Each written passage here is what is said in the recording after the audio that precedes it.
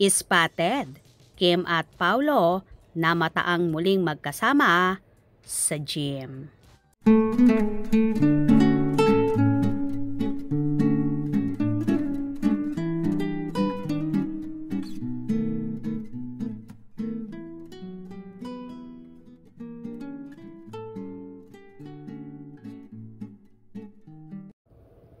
Marami ang kinilig sa isang picture nina Kim Chiu at Paolo Avellino na magkasama. Base sa suot na damit ni Kim ay tila kagagaling lang nito sa kanyang pag-ehersisyo. Bilang isa sa kinakikiligang tambalan ngayon, marami sa Kim Pao fans ang nag-react sa naturang picture. Matapos ang pagsikat ng kanilang tambalan ay naging sunod-sunod na ang proyekto ni Kim at Paolo. Nauna na ring napansin ng netizen na parehas nilang nirepost magkaparehong map ng morning run.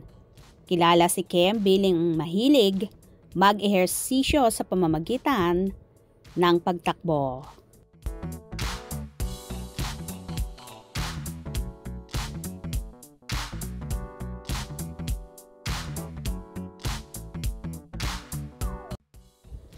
Kaya naman marami sa Kim Pao fans ang naniniwalang magkasama silang nag-ehersisyo.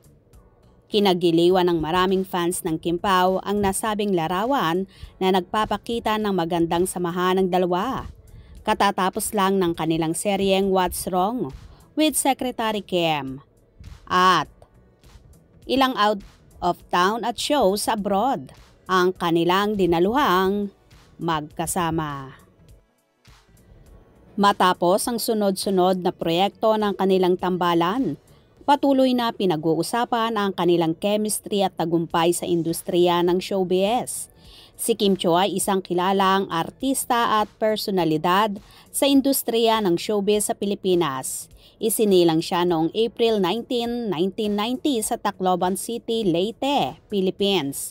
Unang sumikat si Kim Chiu nung sumali siya sa reality show na Pinoy Big Brother 10th edition noong 2006.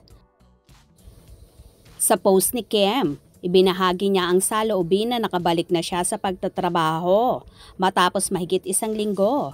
Sa kanyang pagbabalik trabaho, aniya ay mas naging makahulugan sa kanya ang linyang umulan man o umaraw kahit ang dulo ay di matanaw. Bahagi ito ng lyric sa opening song ng noontime show na It's Showtime. Well, hindi ito ang unang pagkakataon na nakitang magkasama sina Kim Chiu at Paolo Avellino dahil malimit talaga silang nakikitang magkasama sa pag-gym at ganun din sa pag-jogging. May namumuuna nga bang romansa sa Kim Pao?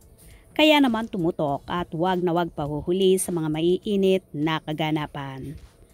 Anong inyong magiging reaksyon sa bidyong ito? Comment below.